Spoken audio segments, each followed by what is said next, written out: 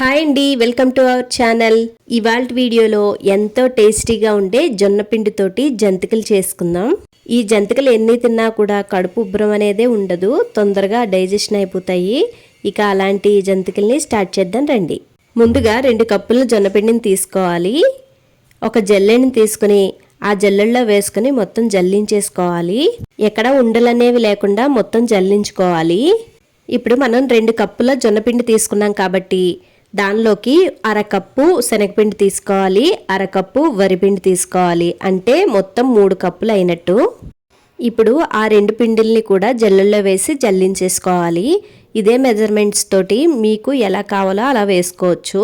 ఇదిగోండి, పిండి ఇలా జల్లించిన తర్వాత మీ రుచికి సరిపడా ఉప్పు వేసుకోవాలి. 1 స్పూను కారం, మీరు కావాలనుకుంటే కారం ఇంకొక స్పూన్ యాడ్ చేసుకోవచ్చు. అలాగే 1 స్పూను నువ్వులు వేసుకుంటున్నాను. వీటితో పాటుగా కొద్దిగా వాముని అరచేతిలో వేసుకుని దాన్ని బాగా నలుపుకొని పిండిలో వేసుకోవాలి. వాము వేసుకోవడం వల్ల అరుగుదల అనేది చాలా బాగుంటుంది. ఇప్పుడు మొత్తం అన్నిటినీ బాగా కలిసేలాగా కలుపుకోవాలి.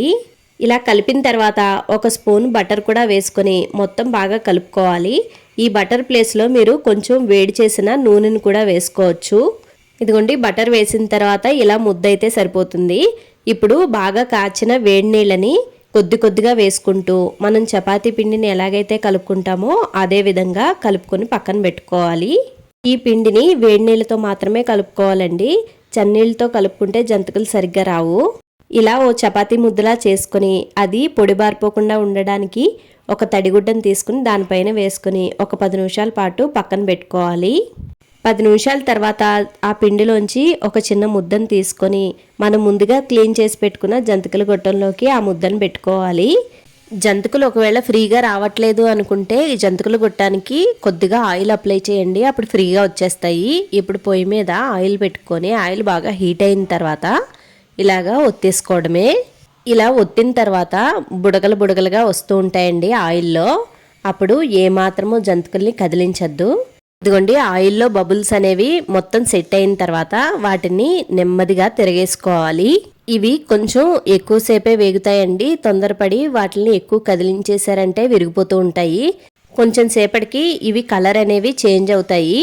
అప్పుడు ఒక్కొక్కటిగా నిదానంగా తీసేసుకోవడమే. ఎంతో టేస్టీగా ఉండే జొన్నపిండితోటి జంతికలు అయితే రెడీ అయిపోయాయండి.